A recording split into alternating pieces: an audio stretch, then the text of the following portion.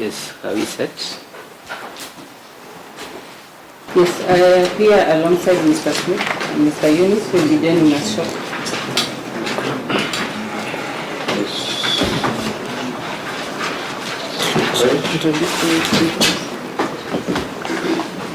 Thank you, Your Honor.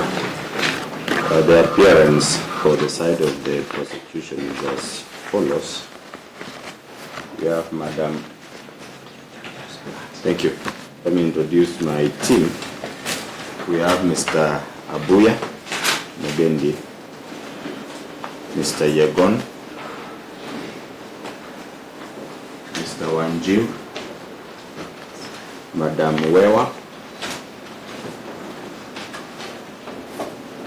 and keep quiet, appearing for Madam Elizabeth Auma, Alvi, Odhiambo, Vocal Africa, Timlu, Law Society of Kenya, and local.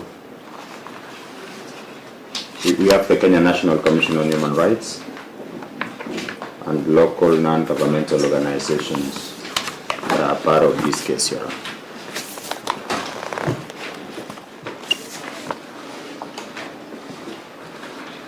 On our part, Your Honor, Leon Calisto appearing together with Ms. Fexi, Diana Sigei,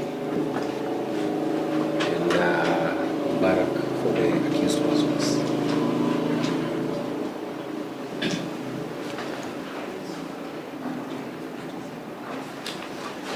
I swear by the name of Almighty God, the evidence I shall give before this court, touching the matter in question, is true, nothing expected truth, so help me God.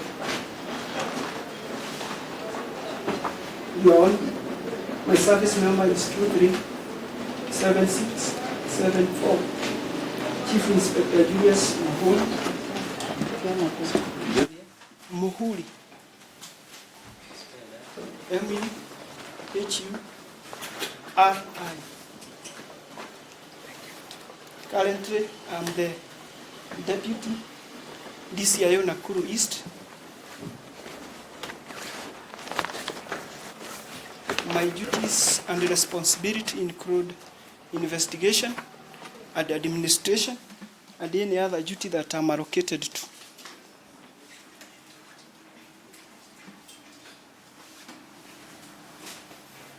Your Honor, I can recall very well on 20th January 2025, where I was at DCI Nakuru East offices.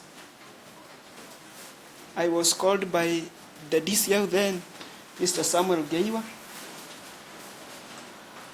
who informed me that there was a matter of investigation that should be carried from Bodeni Police Station, where somebody by the name Alvi Aoko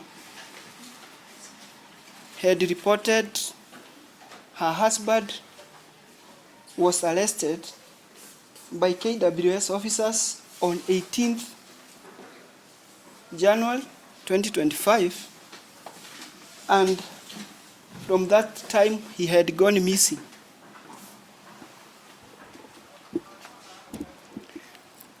I was requested to open an investigation to seek whether Brian Odhiambo, who was reported missing, whereabouts of Brian Odhiambo, who was reported missing on 18th January 2025. I was also to investigate whether KWS officers had actually arrested Brian Odhiambo on 18th January 2025. And also, if he was arrested, we were to gather evidence whether Brian Odhiambo was actually abducted, wrongly and secretly confined by the accused officers.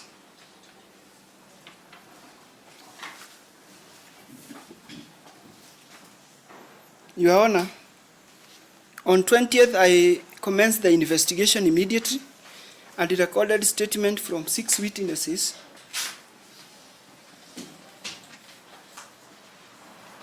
who narrated on 18th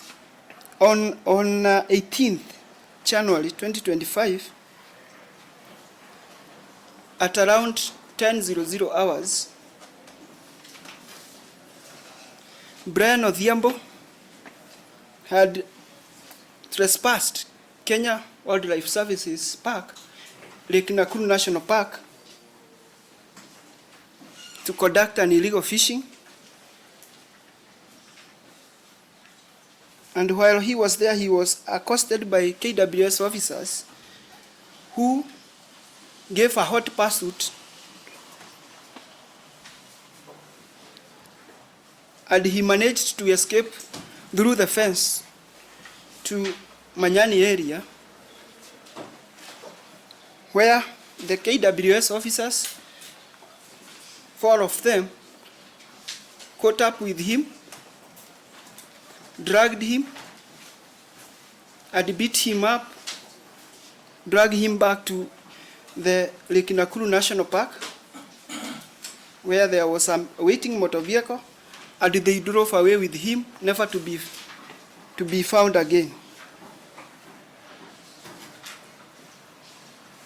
On that day, 20th, we visited the scene where the alleged incident occurred, and we were able to draw a sketch plan of the place, which assisted us during our investigations.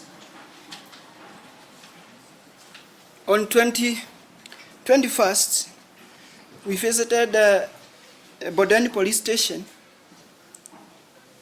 where the incident was reported, and we found that OCS Bodani Police Station had circulated communication to all police stations within our country of a missing person by the name of Brian Odhiambo, who was reported on 18th January 2025.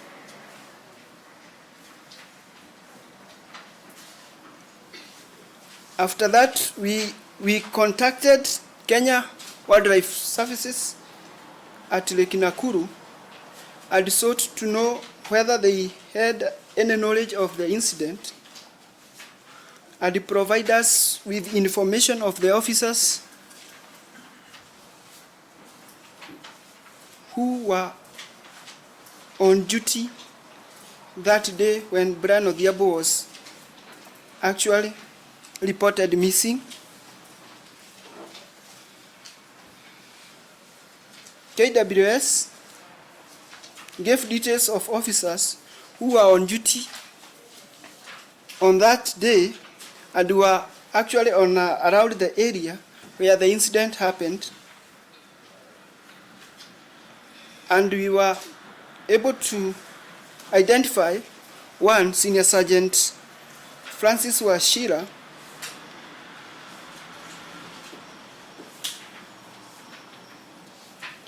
who was in charge of an operation that was supposedly to take place at Vietnam area within Lake Nakuru National Park.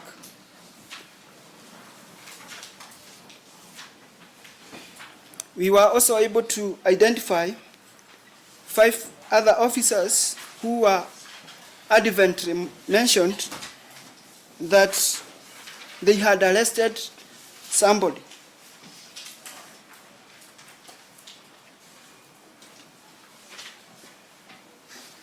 We summoned the officers, 6 of them, Senior Sergeant Wachira,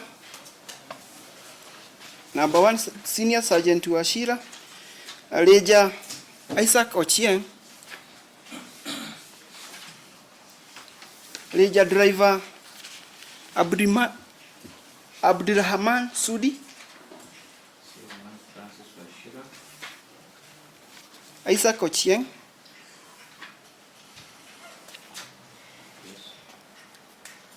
Abdurrahman Sudi,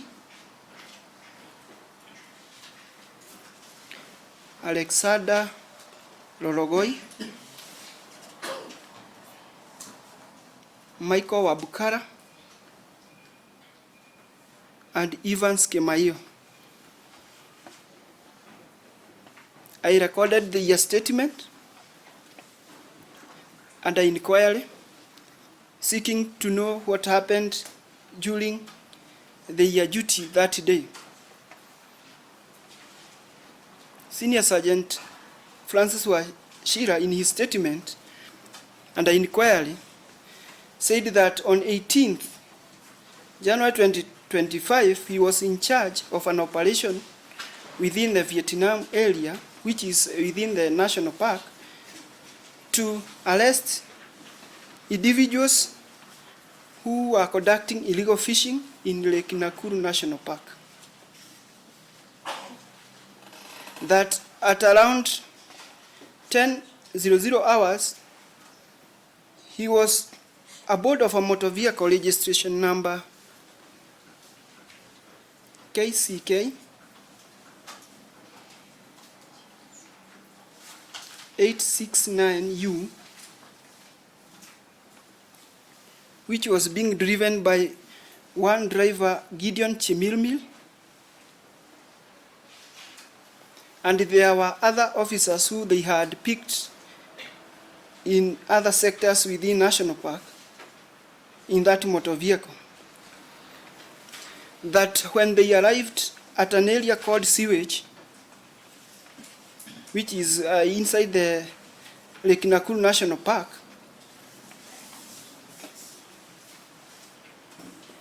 they met two rangers along the way who informed them that they had sighted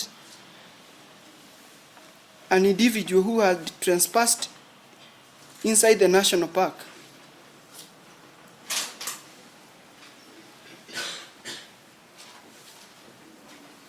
Francis Wachira ordered the driver to follow the direction that they were shown by the two rangers so that they can arrest the person who had trespassed through the park.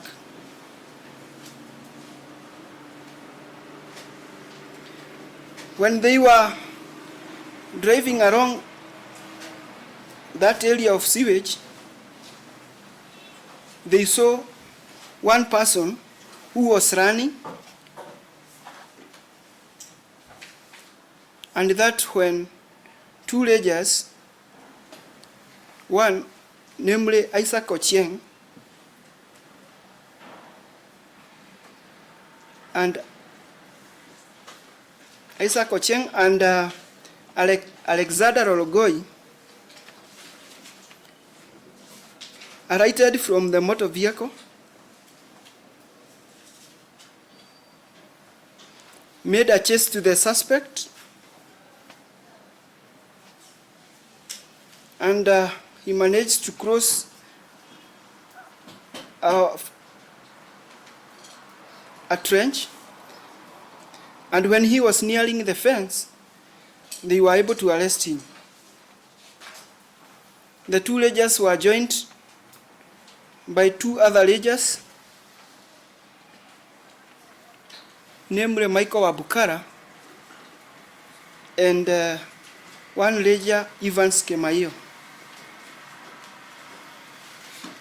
He stated they were able to restrain the suspect and led him to the said motor vehicle, KCK 869U. After arresting the suspect, they drove back to the sewage area where they met another motor vehicle, KAL 131U, which was being driven by Abdulrahman Ali Sudi. Same registration?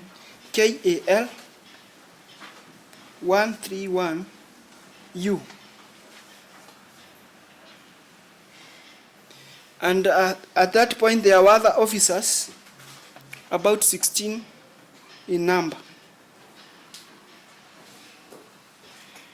At that point, Francis Wachira directed the officers who had arrested the suspect to hand him over to driver of the motor vehicle KAL 131U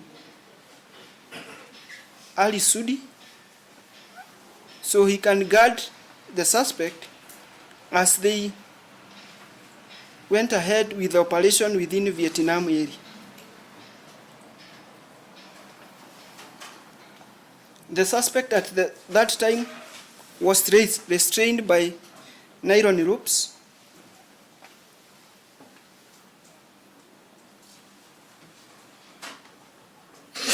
And he was handed over to the driver and directed to go at a guard area and guard the suspect until Francis Wachira, who was in charge, called him to go and assist and collect the suspect they would have arrested at the Vietnam area.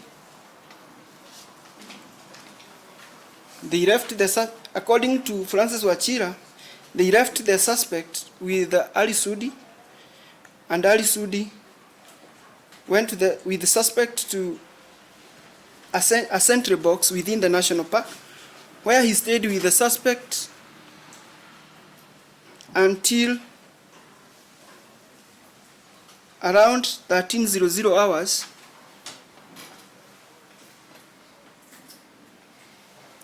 when Francis Wachira called him and told him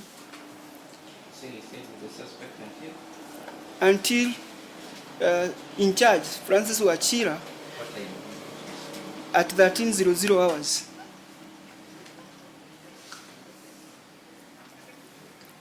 The in charge Francis Wachira called him and told him to proceed to the sewage area so that he can deter more fishermen who are sneaking inside the national park from entering.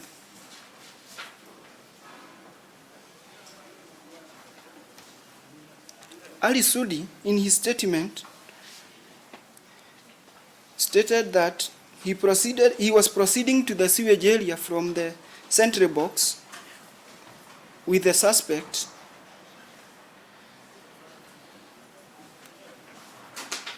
who was on the back of the truck, the motor vehicle. And when they reached somewhere inside between sewage and where he was, the suspect requested to be assisted for a small call to relieve himself. So Ali Sudi loosened his halts, which were tied with ropes, that when the suspect pushed him and escaped inside the park. Ali Sudi stated that he tried to pursue him, but he fled with speed and he was unable to rearrest the suspect. He stated that at that time he had not gotten or obtained details of the suspect who was arrested and was under his custody.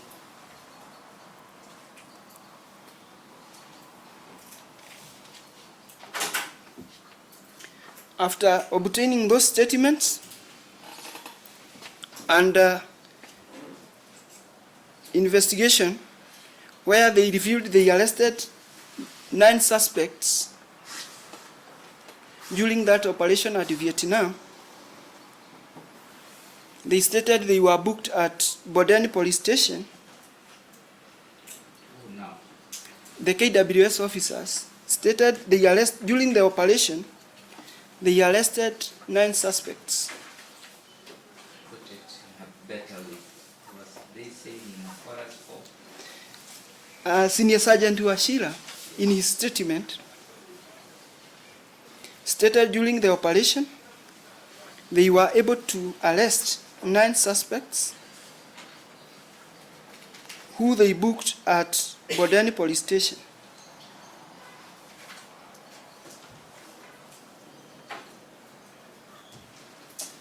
I went to Bodeni Police Station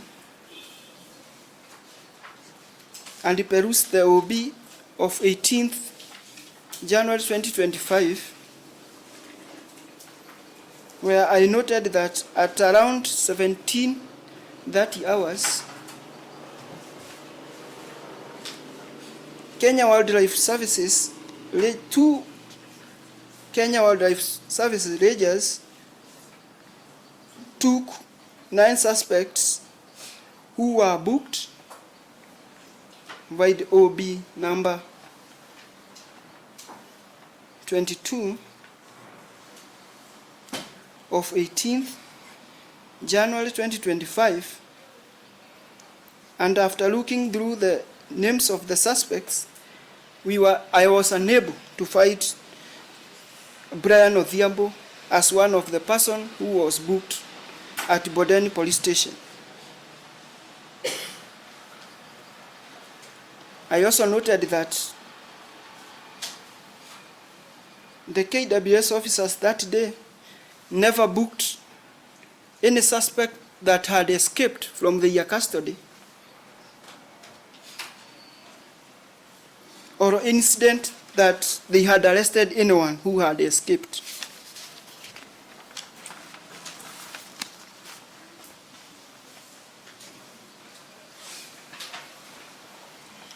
On 21st January 2025, I wrote a letter to telecommunication service providers to provide us with communication of Brian Odhiambo and his possible last communication.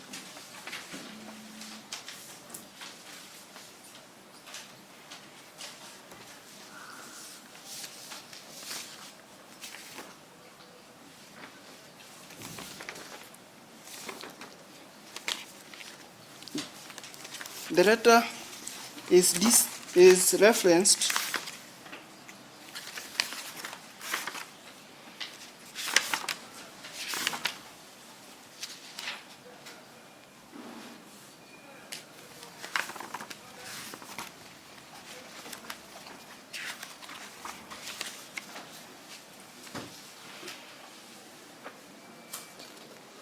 DCI stroke NKU stroke East stroke GEN stroke 4 stroke 4 stroke B volume 3 stroke 103 and dated 21st January 2025.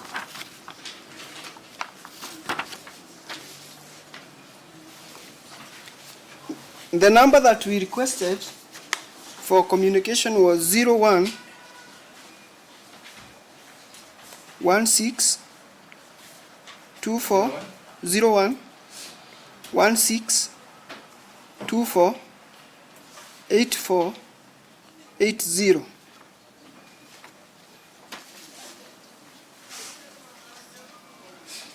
The Safaricom provided us with the information which was produced before this court by the service provider Safaricom.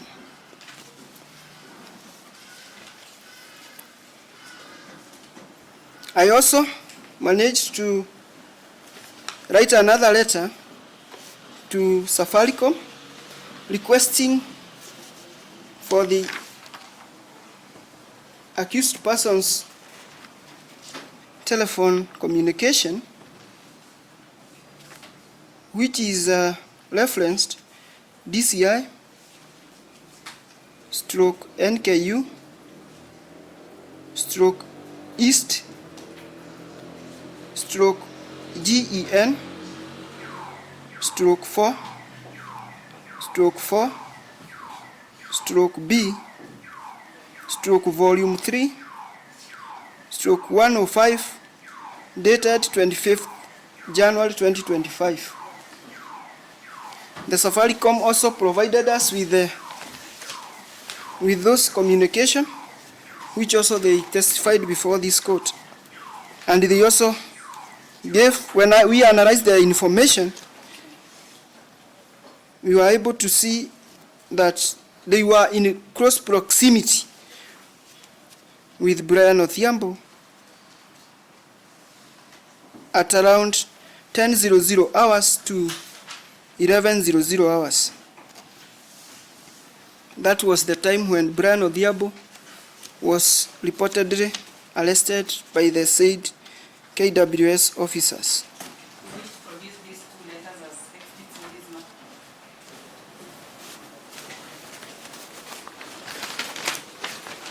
The letter dated 25th January? Yes, and the letter dated 25th January 2025 had been marked PMFI 7, may be produced as exhibit number 7. And the letter dated 21st January 2025 had been marked PMFI 8, may be produced as exhibit number 8.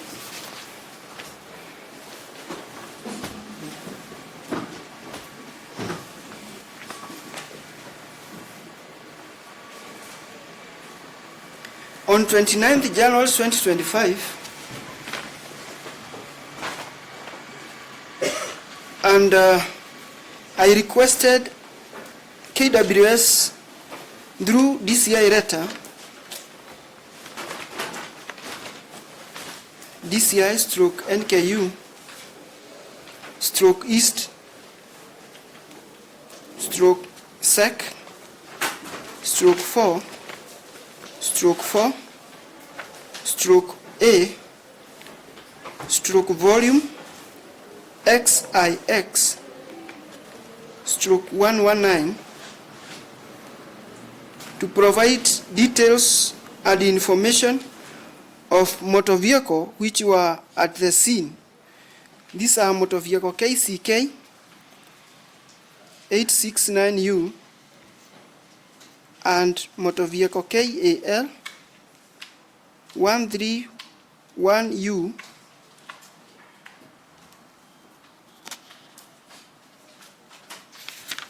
which we also requested the same letter, the same information on 21st of May 2025, the same information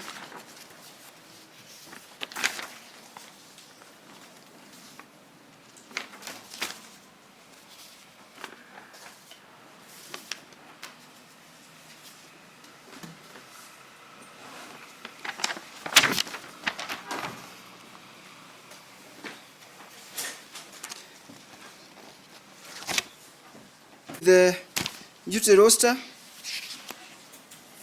of the officers who were at duty that day. The KWS provided the details through the year letter KWS stroke AD stroke CONF stroke 3065 dated 23rd May 2025, which confirmed the accused persons were actually on duty that day, dated 23rd May 2025.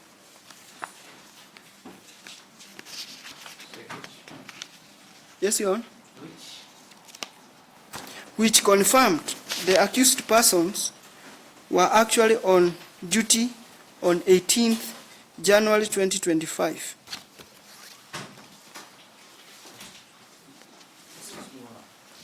What is the date of the letter?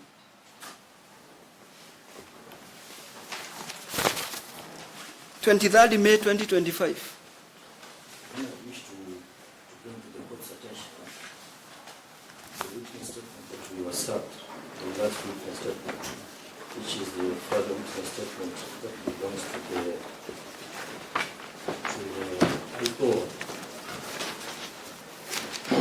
It is dated 1st of April 2025. We were not served any other witness statement belonging to the DCI. The Therefore, anything other than that, no statement had been served upon us. Yes, documents are there, but no witness statement.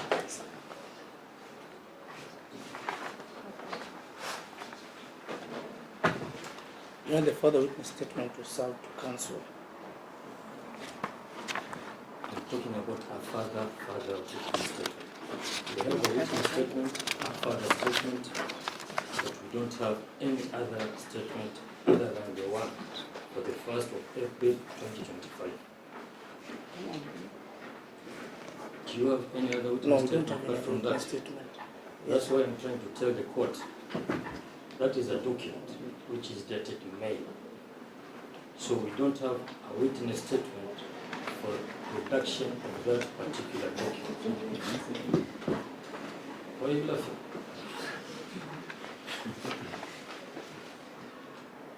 Is it understood, Your Honor? It's noted. Yes. But you have the document. Which document? That is Yeah, the being document prepared. You that have is the being document produced, that is you have it, prepared. yes. Yes. We'll clarify that in cross-examination. Thank you.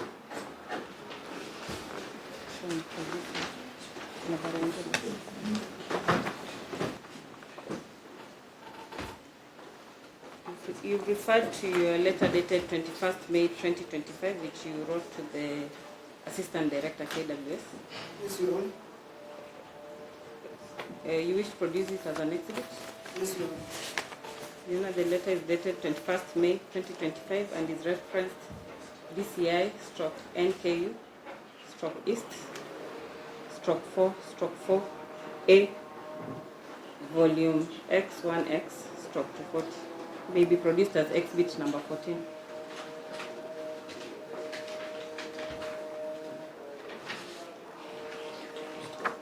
Your Honor. And the response from KWS forwarding the duty roster is dated 23rd May. It's a letter dated 23rd May 2025, reference KWS AD stroke CONF stroke 3065, may be produced as exhibit number 15.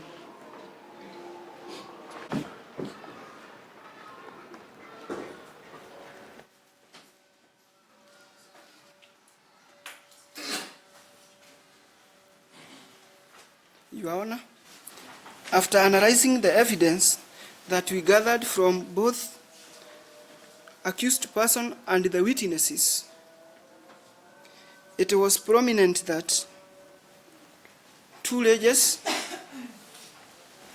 Alexander Orogoi and Isaac Ochieng, arrested a suspect who at the time wore and Isaac Ochieng jumped from the motor vehicle KCK and were able to arrest a suspect who wore black clothes and led him inside National Park, assisted by two other rangers, Michael Wabukara and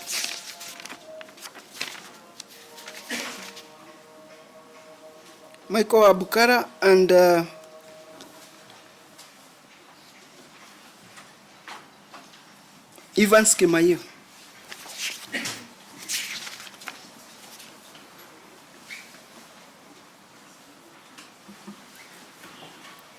And since the time of arrest, Brian Odhiambo, who was identified by the 6 other suspects and the 3 other who they were arrested together with, has never been found or whereabout known.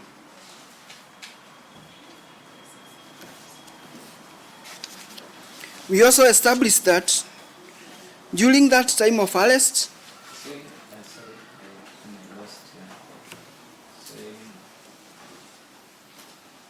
And since the time of the arrest, Odhiambo was identified by 6 other suspects and 3 who? Three suspects who they had already arrested that day. Yes.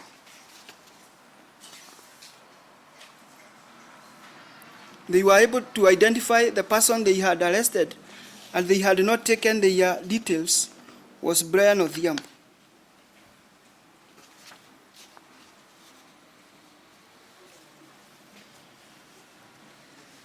During our investigations, we also established that on 18th,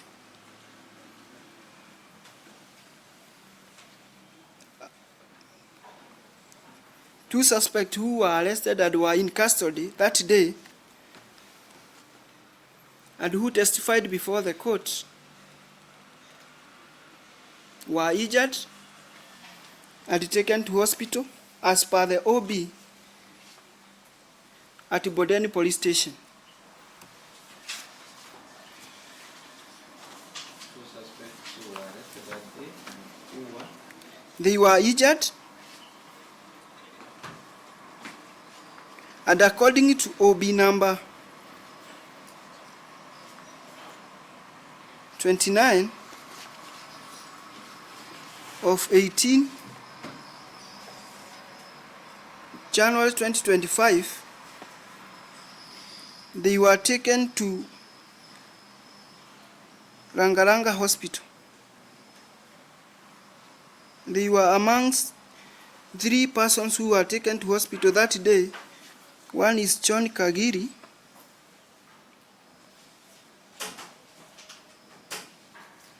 two Dennis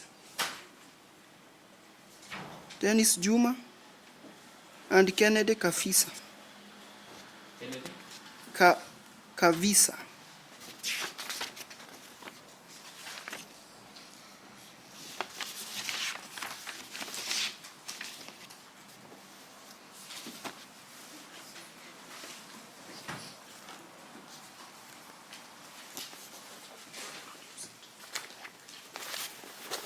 Your Honor, I have the occurrence book from Bodeni Police Station. You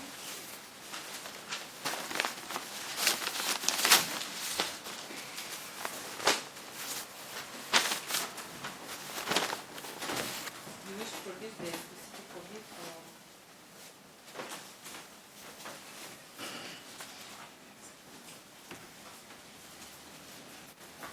Would be number 29 of 18th January 2025, Yes, Your Honor. showing that the people, some of the people who had been arrested on that day had been taken to the police station. Yes, Your Honor. You know, the original of this is before this court. May be produced as exhibit number 16.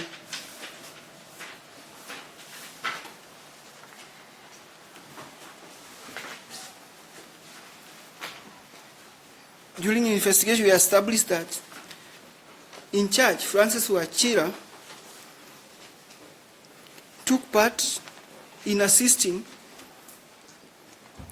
in disappearance or abduction of Brian Odhiambo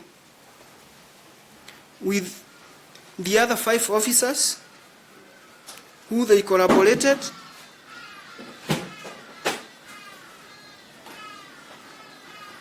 and made the abduction of the victim. The allegation that they made that the suspect escaped from their custody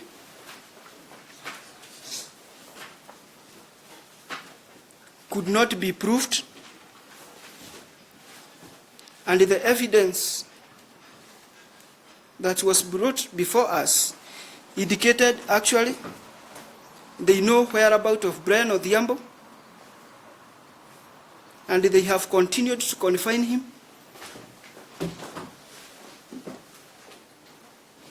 up to date.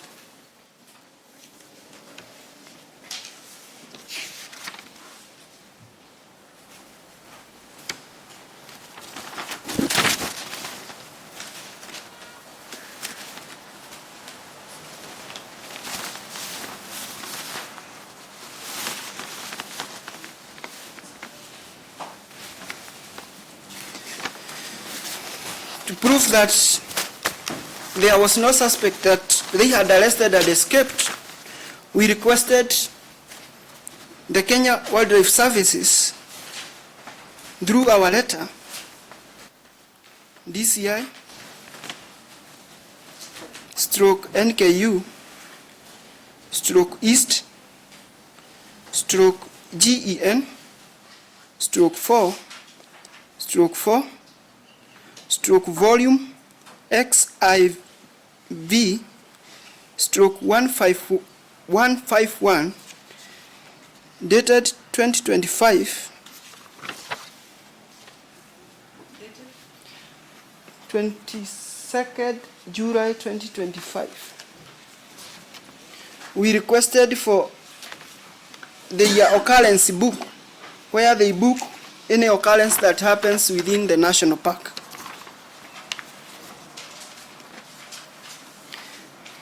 The Kenya Wildlife Services replied us with a copy of the occurrence book through the letter KWS stroke AD stroke CONF stroke 30 AD stroke AD stroke CONF stroke 3067.1, dated 2nd September 2025. 2nd September 2025, Your Honor.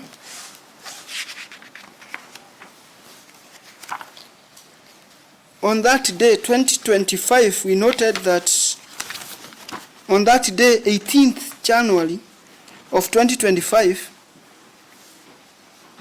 we noted that there was an incident on the column of nature of occurrence that indicated there was a suspect that had escaped from the custody.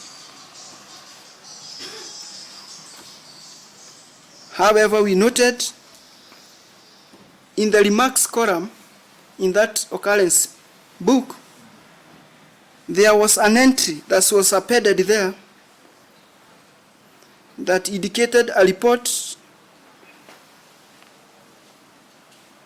and indicated an incident report which was made by someone, Harrison Kamande, who wrote that he received a report from Senior Sergeant Washira, who was in charge Sector 1, regarding of an arrest and escape. Regarding of an arrest that escaped from the custody after he was left with driver Sudi at around 14:00 hours via his handheld radio.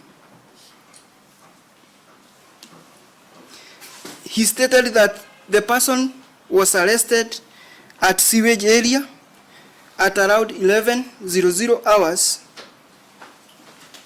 while he was conducting illegal fishing. This confirms actually that they had arrested the said person, Brian Odhiambo, but also this was an afterthought, since it was made as a remark, not as an incident report.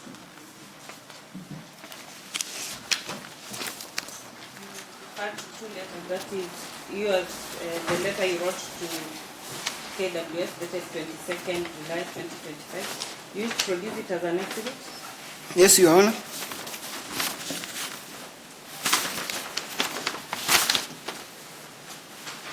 It may be produced as exhibit number 17.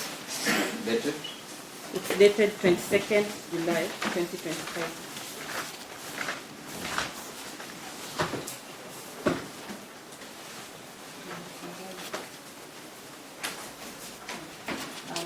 talked about the response from KWS forwarding the extract of their OB.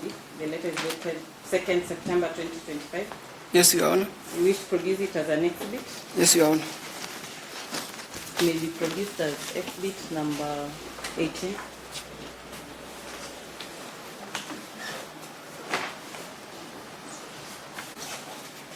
You said the entry of a missing person was captured in the remarks area of the OB, Yes, Your Honor. and you've indicated it was an afterthought. Why do you say so? If you check the occurrence book and the best operation of such a book, such incidents are made in the nature of an occurrence and not a remark. A remark is to elaborate what should be done. And if you check other entries that are made there in that occurrence book, it is clear indication of what it is meant to be done there.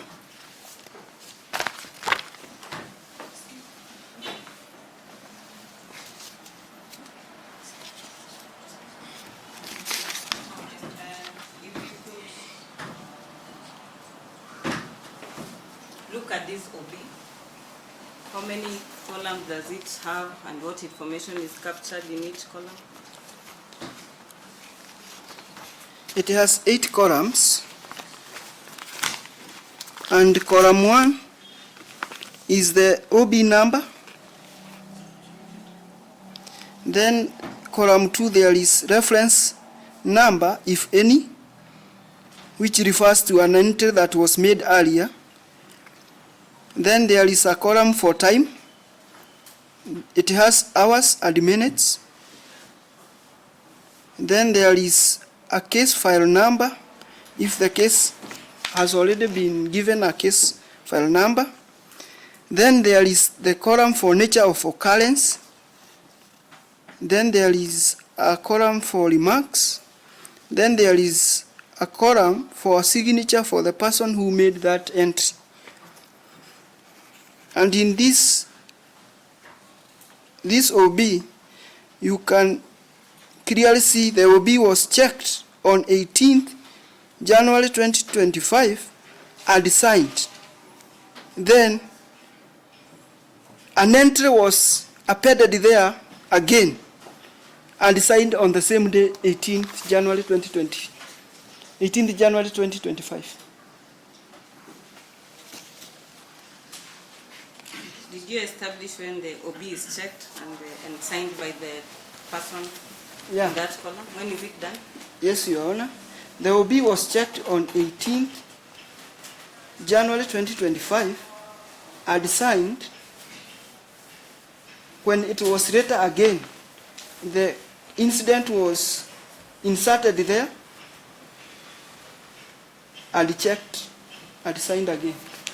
So ordinarily, when is an OB checked from your investigation? Ordinarily, an OB is checked once a day, in a day. So the person who is making such a remark or checking will make his recommendation once. And you can see other columns or other entries that has been made in this occurrence book. It is clearly shown there is no 2 entries at one time. So this remark was made after it had already been checked? Yeah, it was made days after.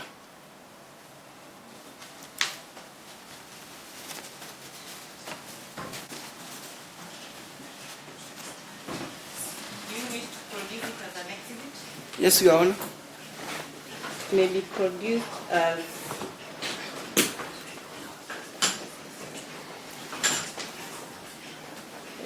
the OB is for the period 17th January 2025 to 18th January 2025. It may be produced as exhibit number 19.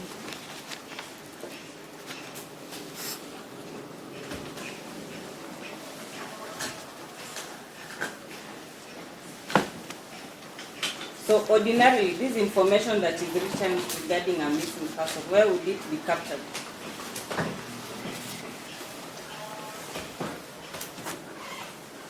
Ordinarily, if it was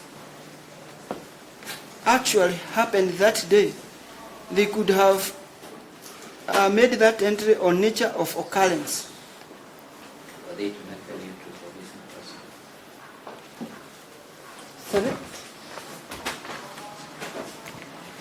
Yes, Your Honor. Is that how the question should be? For they to make an entry of a missing person? Ordinarily, in the performance of duty, if Getting what I'm saying. yes, Your Honor. The witness was leaving evidence towards an estate. Was there a missing person that was to be made in that room? There was no such an entry should have been So made. the question was?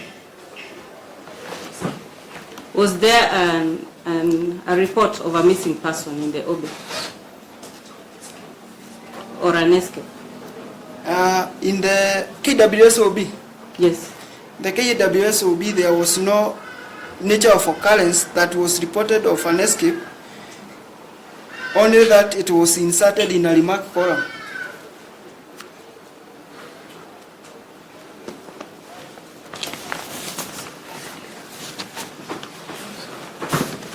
Your Honor, after gathering the evidence, we decided to charge the 6 officers who are advancedly mentioned with the offense of abducting in order to confine, contrary to section 256, as read with section 259.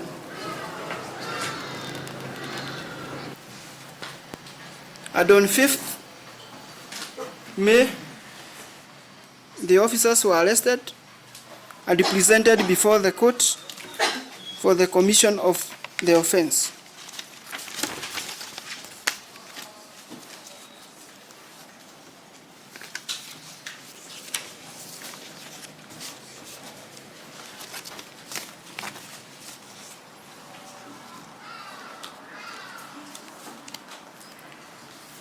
That I would wish to state, Your Honor.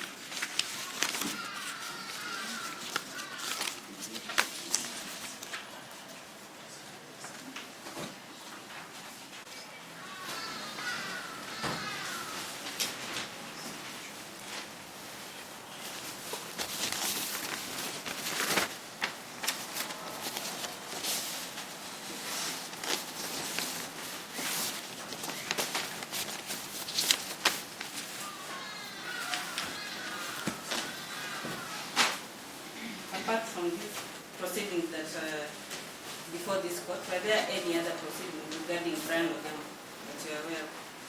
Yes, Your Honor. There have been 2 other proceedings. One in the High Court, that was for habeas corpus, and another, there was an application for inquest.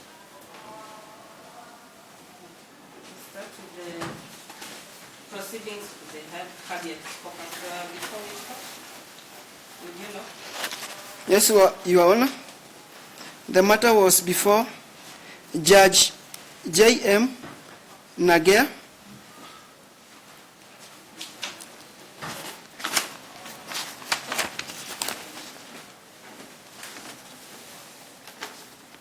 At High Court Nakuru. And Your Honor, I was able also to write to the executive officer, Nakuru Law Court, seeking for the proceeding of that matter, where the officer in charge, KWS 10, gave evidence and stated that they had not made any entry in the occurrence of any person who had escaped from the custody. What is the date of your letter? The The letter that I requested the executive officer is DCI stroke NKU stroke East stroke Gen stroke 4 stroke 4 stroke volume dot XIV stroke 215 dated 6th November 2025. You wish to produce it as an exhibit? Yes, Your Honor. May be produced as exhibit number 20. Were you able to get Saying, photos? what is the date of the letter? 20? The letter is dated 6th November 2025.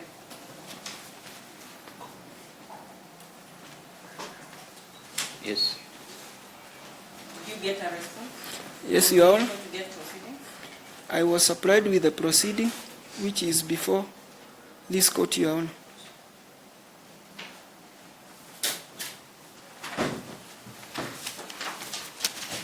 You wish to produce the proceedings as an exhibit in this matter? Yes, Your Honor. Then a proceedings for High Court of Kenya petition number E003 of 2025 may be produced as exhibit number 21.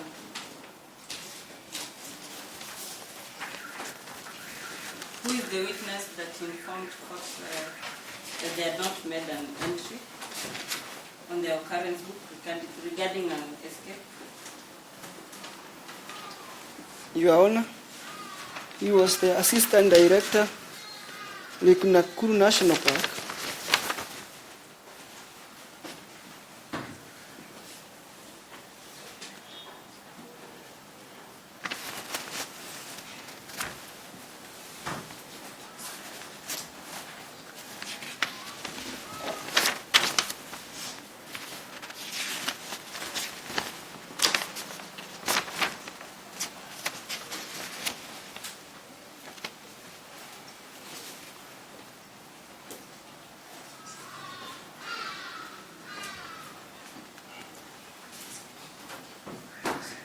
What was his name? Can't the number can't see. David Oyugi. The person that testified in High Court that day was David Oyugi, who was the Assistant Director, Kenya Wildlife Services, Lake Nakuru National Park.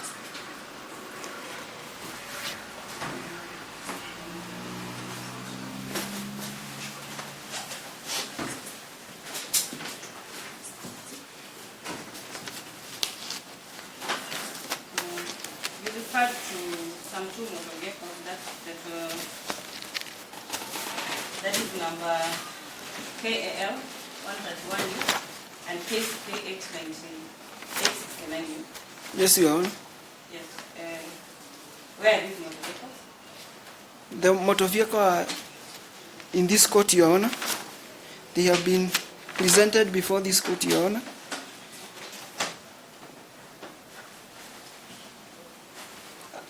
You can give direction that they are outside. Got it. Are you producing them? Yes.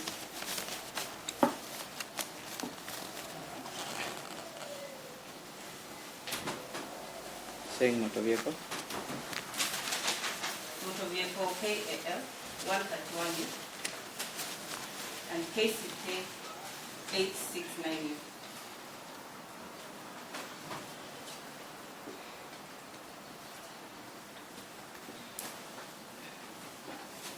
If they can be produced, we'll check. You wish to produce those two motor vehicles as exhibits in this matter? Yes, Your Honor, I would wish to produce them as an exhibit before this court. Yana motor vehicle case KCK 869 may be produced as exhibit number 22. And motor vehicle registration number KAL 131U may be produced as exhibit number 23.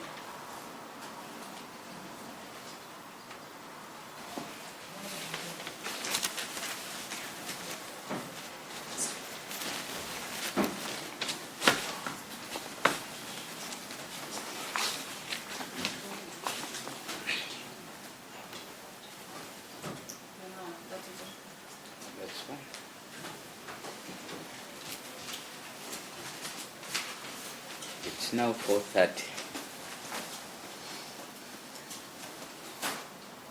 Any possibility of concluding the cross-examination in 30 minutes?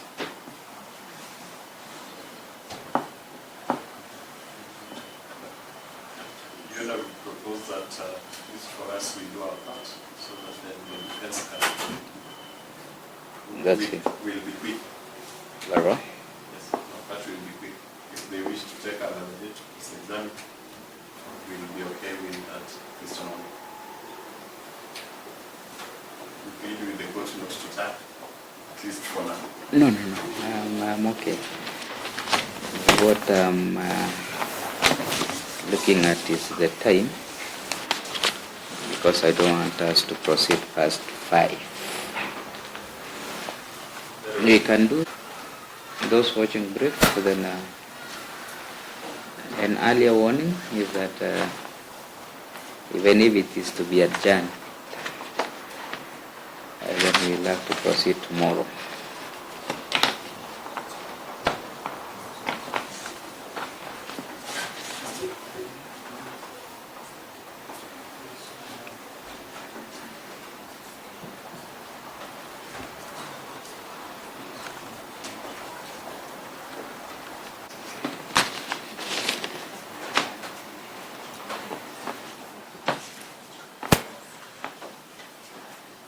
Yet I would propose that, because I'm not quite sure about tomorrow for my case personally, but that my colleagues, Mr. Kikwet and Mr. Njit, they have time. I'll possibly be in Naivasha, just record, I'll be in Naivasha for Yes. a hearing. So that if you can take my questions beyond my, the rest can come back.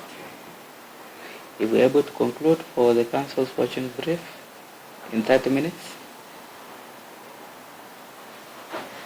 Our proposal, Your Honor, because this has been a fairly long day. Yes. Is that Mr. Abuya proceeds. Yes, then we can. If we get to 5 before it's done, then Mr. Wanjira and I and my other colleagues would have a conversation. We can always create time to appear before the court. This is a matter of immense public interest. We can always create time. I'm sure Mr. Callisto, we only need to make a phone call to Nairobi so that they announce this per diem.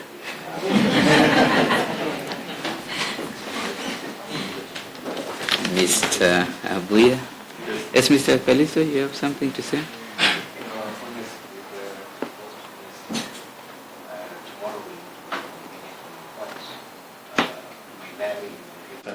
Yes. Remind me your name, sir. Julius Muhoni. Muhudi. Kindly confirm that the missing person, Brian Odhiambo, was last seen on 18th January 2025 in the company of KWS officers. What was the time and exact location of that last sighting? At around 10:00 hours.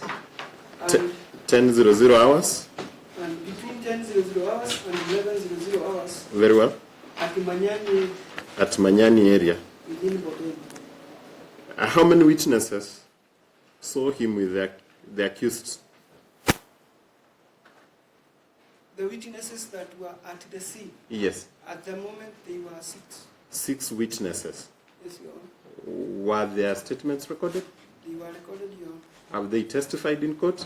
Yes, Your Honor. And were their accounts consistent? Yes, Your Honor. Very well. Were the accused persons at the time on official duty and in uniform? They were on the official duty and they were in uniform, Your Honor. They were on official duty and in uniform. Yes, Your Honor.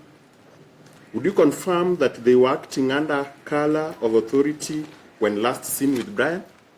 Yes, Your Honor. So did the witnesses observe the accosting? Did the witnesses observe the accused accosting or detaining Brian? Yes, they observed, Your Honor. They observed and they recorded statements to this effect? Yes, they stated they saw. Confirm again, was any vehicle used during the incident? There were motor vehicle that was used, they saw, and there were another motor vehicle. There were two motor vehicles at the scene. There were two motor vehicles. You confirmed the registration numbers? Yes, Your Honor. You could repeat the registration numbers for clarity? KAL 131U And KCK 869V. Both are Land Cruisers, Toyota Land Cruisers. very well. Did your investigation confirm that the vehicles belonged to or were under the control of KWS? Yes, Your Honor. We requested for the work ticket, which was produced before this court. And they confirmed that they belong to KWS. Yes, Your Honor. Did the accused record any OB entry or report explaining their contact with Brian?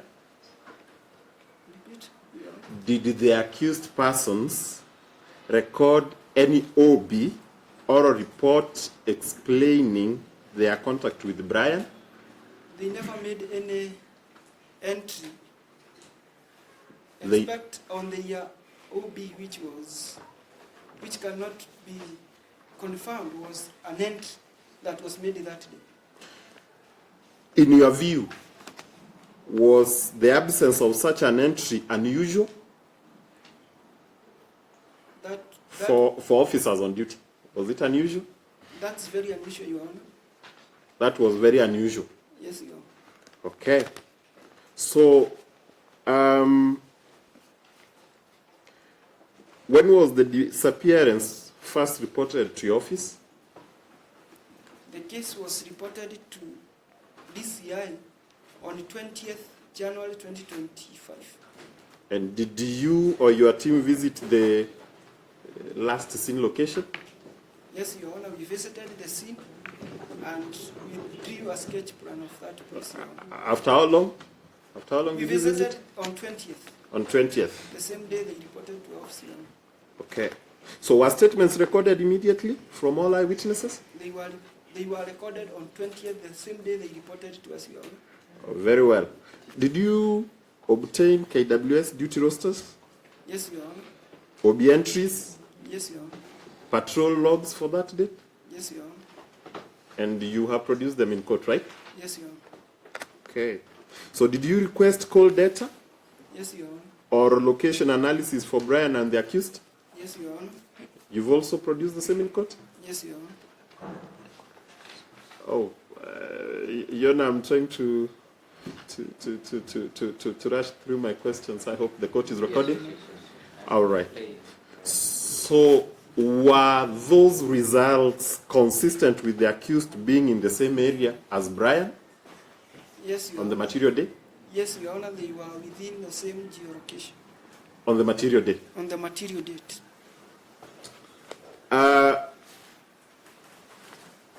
You testified that Sudi indicated that the alleged escapee escaped around 2 p.m. or 1400 hours. Yes, around 2 and 1. Did any witnesses see the alleged escapee after 2 p.m.? No, Your Honor. Would you recall the testimony of Owen? The other witnesses who were arrested that day, who testified before the court, Yes. that after that time, 1300 hours, Yes. they saw Brian in one of the motor vehicle, Yes. and his condition was probably unconscious. Was this time after 2 p.m.? It was after 2 p.m., Your Honor. So you're saying witnesses saw the alleged escapee after 2 p.m. Yes, Your Honor. Would this be what you'd called as the theory being debunked or demystified? Yes, That the alleged escapee actually did not escape? Yes, Your Honor. He did not escape, Your Honor. Have there been any searches to trace Brian Odhiambo to date? Yes, the search for Brian Odhiambo is still continuing. You're indicating that the search is still continuing. It's still ongoing, Your Honor. Any success? So far, we have not been able to find Brian Odhiambo or the body of Brian Odhiambo. Is KWS helpful in this cause? We are collaborating, Your Honor. They are collaborating with your office. Yes, Your Honor. Have the family and supporting organizations been kept informed of the progress? Yes, Your Honor. Okay. And you confirm their efforts Yes, to locate Brian. yes, Your Honor.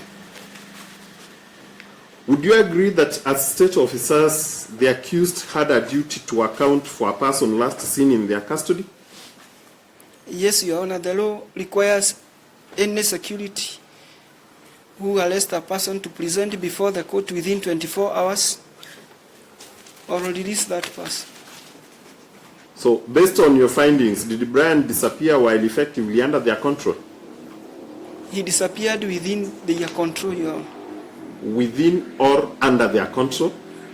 They were last seen with him. They were last seen with him. Yes, Your Honor. So, has he been traced to dead or alive? He has never been traced, Your Honor. So, has any lawful explanation been given for what became of him? There is no any justification that has been forwarded to us to prove whereabouts of Brian Odhiambo. So, from your investigation, was there a deliberate act to deprive Brian of his liberty? The KWS officers have legal rights to arrest person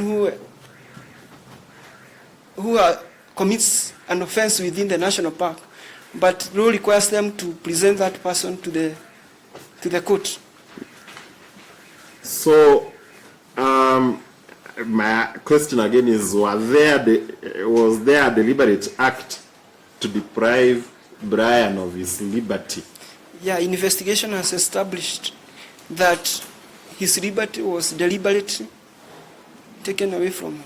Okay. So, do your findings support the charge of abduction with intent to confer? Yes, Your Honor. They support. So, would you agree that continued prosecution of this matter serves the public interest and the protection of human rights? Yes, Your Honor. Finally, how many people were arrested on that date? They arrested, according to the OB and the analysis that we did at Yes. Bodeni Police Station, Yes. KWS arrested 9 persons that were presented before the OCS Bodeni Police Station. Was anyone released from their custody insofar as you know? According to evidence of OCS, Yes. they state there was a minor who was released, but was not booked. So I need you to finally confirm that you supplied all documents to the prosecution and to defense counsel in this matter. Yes, Your Honor, we have supplied the documents. All of them. All of them, Your Honor. Very well. And that you confirm that indeed what you have given is the true record of the investigations that you carried out. Yes, Your Honor.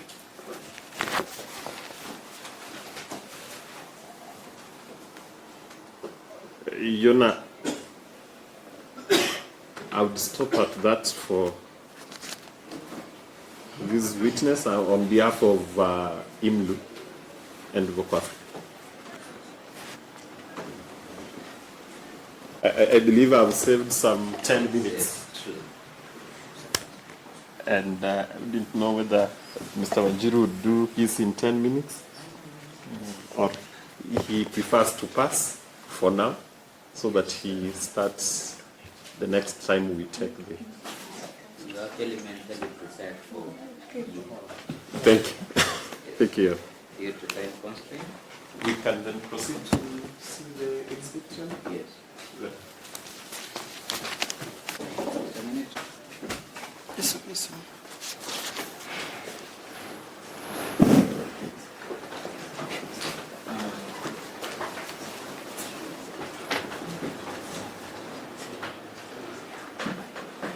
Can we agree on the appropriate time?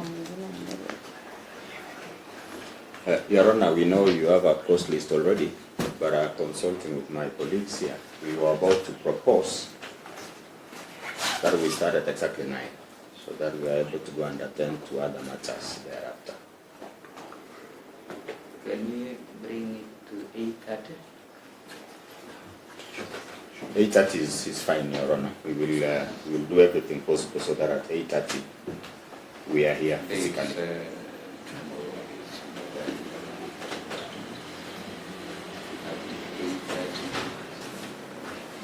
The other issue is on the motor vehicles. I'm told they're outside here, Your Honor. Will any person be making, because these are government vehicles, I would not want us to hold. The proper practice. Because I want to deal with, would anyone be making reference to those vehicles? I think once the photographs have been availed and the court has had a view of them, they can be released. Yes.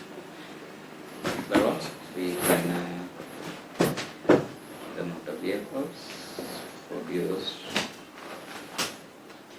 we exhibit 22 and 23.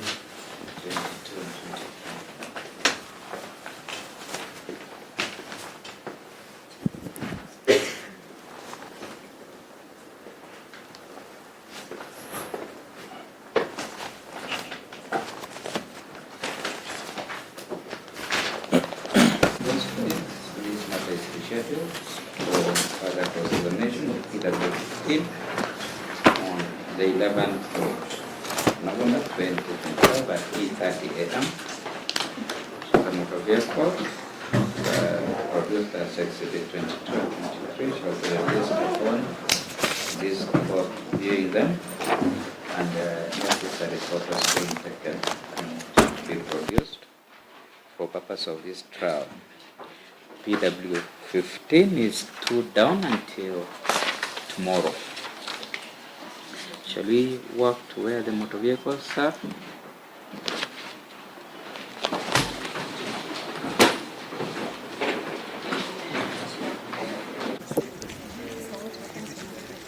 Is the one who gave us the first number.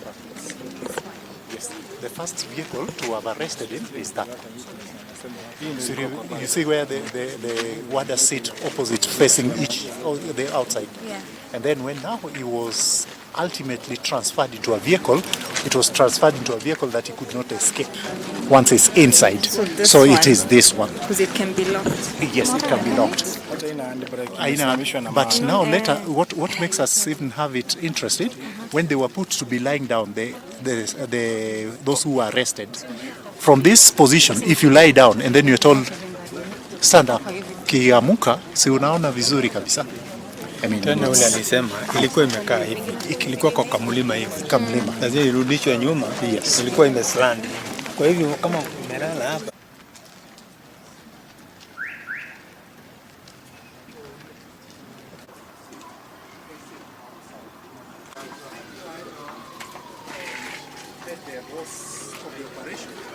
the number plate, if you look at this number plate, can you actually say it? If it wasn't for them telling us, then we wouldn't have been able to know. Because if you look at this, it's not showing clearly. But from the director, deputy director of KWS, Mr. Yugi, is the one who was now able to tell us the number plate. If we look at this second one, at least the second one is showing a number plate. So at least this one is clearer.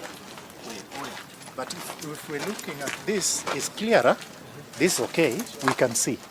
But if we look at it, now maybe we pause because the is come already.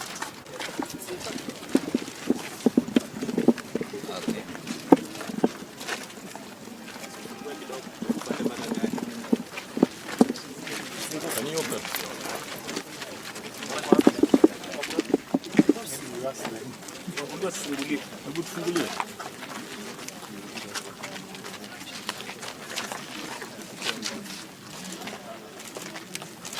Ngoja kidogo tuanguka ndani.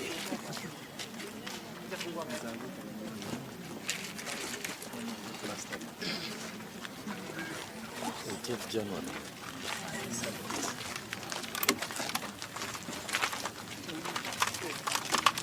Boss, hii kitu ni nini iko chini hapa? Ni atatolewa kwanza. Unaitoa kwanza ndio ufungue ama Kuna hiyo nguo umeweka hapa ama ingia na ndio acha na there is this piece of that is what I'm telling him, probably to remove it first.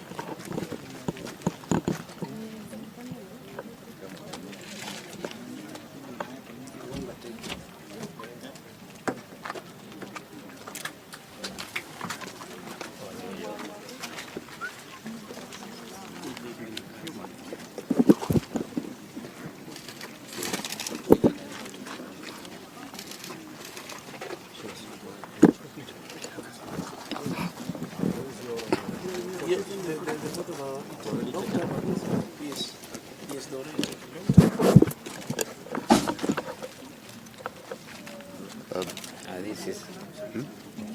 It's all right.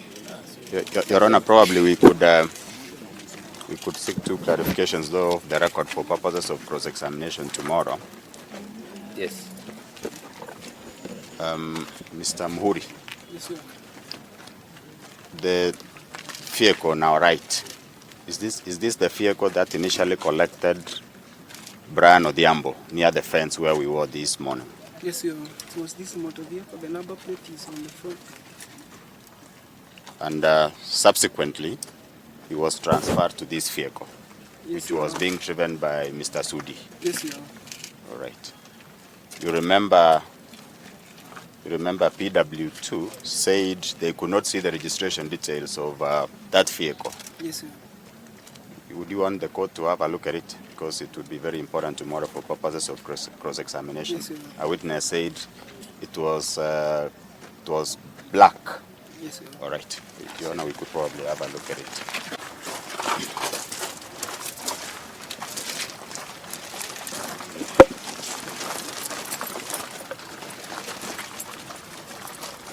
Are you able to see the registration details?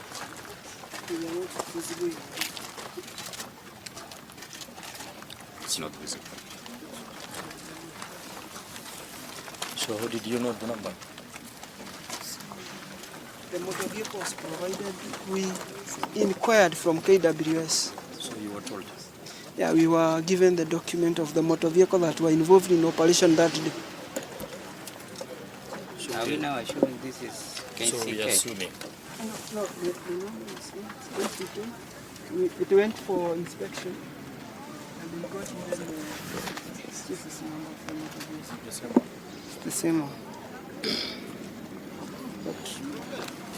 But We cannot tell completely. you cannot tell. What about the insurance? What is the number written on the insurance? Can confirm. Yes. KCK.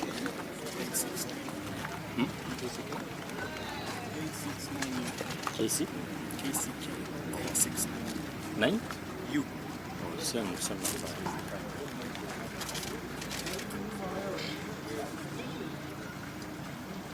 So at least the registration details from the insurer reflects what is provided by NTSA and what you are provided with.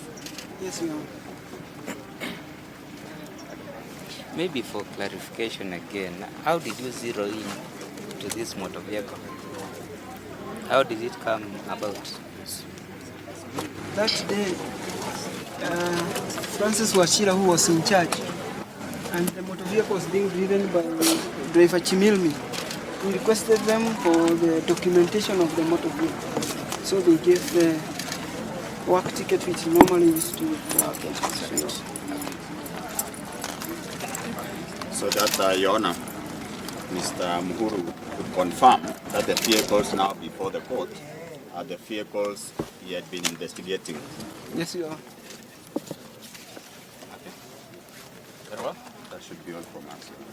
Okay, thank you. We can pick up tomorrow. Thank you.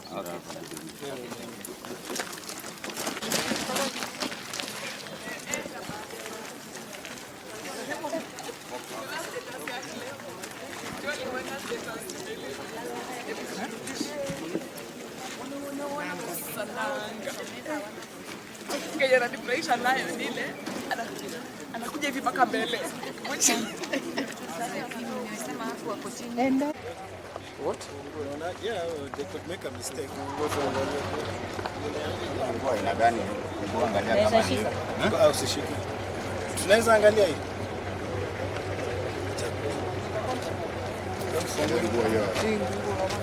Fungua tu please. Ilifunguliwa from inside. From inside fungua ni nguvu tu. Fungua boss. Ni ndani. Ndani na nje it's the same force. Kama wakili sijui Kwa Mungu ameleta. watu wanakuja hii ni suruali ya Brian. Fungua tu. Funguliwa tu.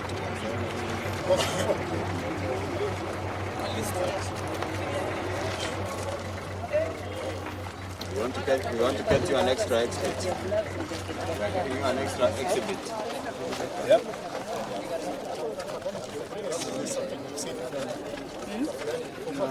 Alikuwa na skin tight ya black na jacket ya black. Kutoka tu kama tu. Acha angalia confirm. Nafikiria hii ni Jacket. Alikuwa na skin tight ya black na jacket ya black. Na short ya black. Ya nje. Skin tight ndani, alafu short na jacket ya black. So Alikuwa na panty ndani, kavaa skin tight. Hiyo panty. Kavaa na kavest, ka jacket ya black. hiyo inakaa jacket. Hii ni Ni skin tight. inakaa kama skin tight. Na mbona afungui?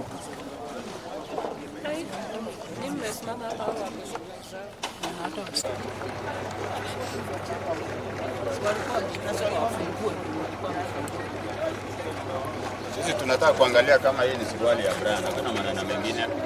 Malisto. Tunataka kuangalia kama hii ni suruali ya Brian. Hii imekuwa identified na mama. Inaweza kuwa sio hiyo. Uoga ni ya nini?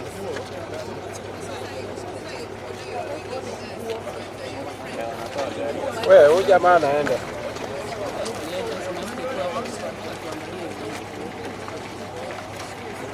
Wafungua mlango tu vile walikuwa wamefungua. This cloth we want to see this cloth. Inaweza kuwa sio hiyo, inaweza kuwa ni hiyo.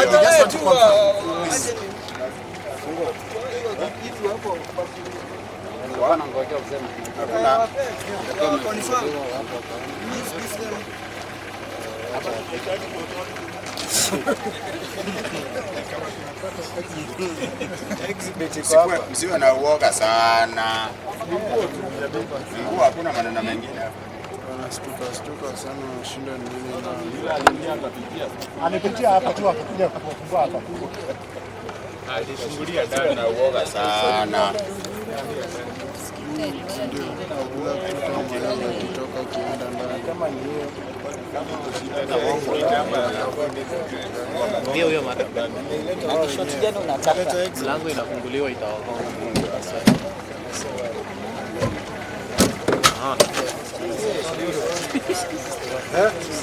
It is.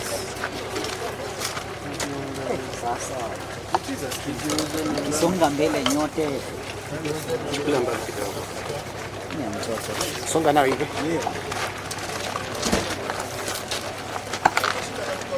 Kidogo mami. Onyesha huku, onyesha huku.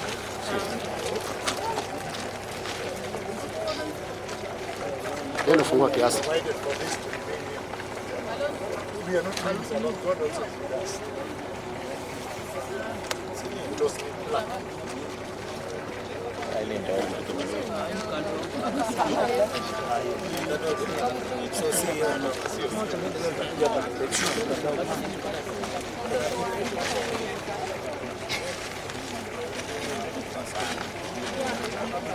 Ukiangalia hapa ndio mwisho yake, sio ati kwa mrefu.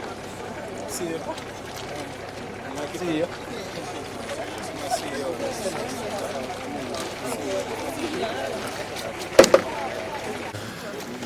You want us to address you in Swahili or English?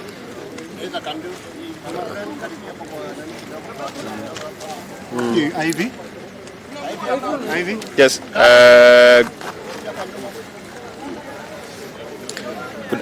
Good afternoon, members of the Fourth Estate. Good afternoon, wananchi. Thank you so much for agreeing to attend this briefing this evening.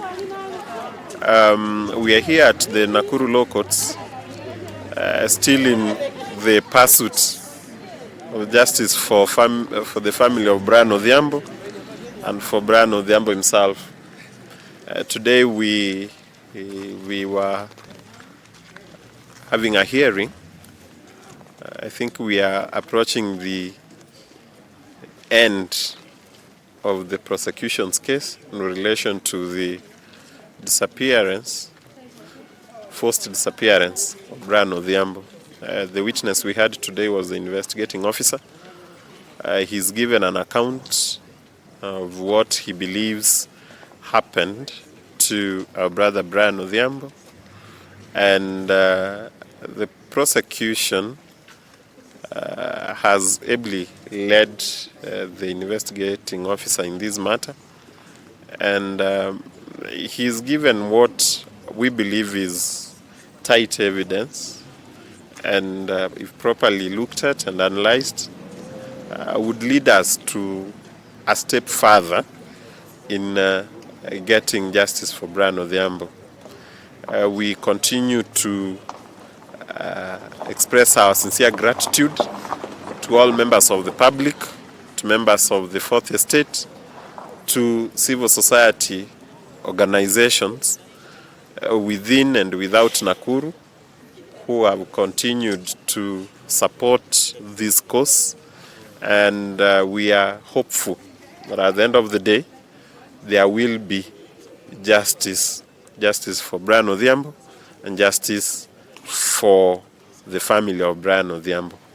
This matter proceeds tomorrow in the morning with cross-examination of the witness that we had today, and we hope at the end of the exercise the prosecution will be able to close their case so that we move to the next phase of the prosecution of this case. We still continue to appeal for calm. We continue to appeal for patience, even as we pursue this matter in court. Importantly, we continue to appeal to members of the public and anyone, including officers at KWS, who may have information leading to the whereabouts of Brian Odhiambo, to come forth and provide this information. Do not forget that we still have an order that the DCI are still implementing, and it is a search warrant, you'd recall, and that file is still open. It's due for a mention on 6th January 2026, and so we are still asking that those who may have the set of information that would lead us to finding Brian Odhiambo to come out and speak to us. Do not be afraid. You can speak to me in confidence. You can speak to members of the civil society here in confidence. You can speak to the DPP in confidence. You can even approach the DCI and speak to them. We will take the information that you give to us with the seriousness it deserves for the sake of Brian Odhiambo and for the sake of his family. I think that's what I would say for now. See you tomorrow at 8:30 a.m. as we continue pursuing this cause for Brian Odhiambo. Thank you so much. Unless there's a question, I would stop at that. And possibly, if my colleagues have a statement to make, they can make, and then we make progress.